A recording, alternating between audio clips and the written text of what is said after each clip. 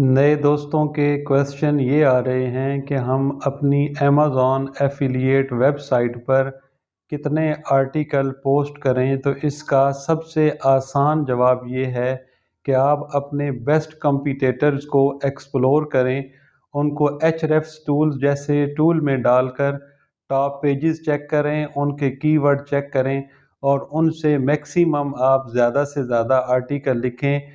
लेकिन यहाँ पे वर्ड काउंट बढ़ाना मकसूद नहीं है, बल्कि क्वालिटी मेंशन करना बहुत ज़्यादा ज़रूरी है।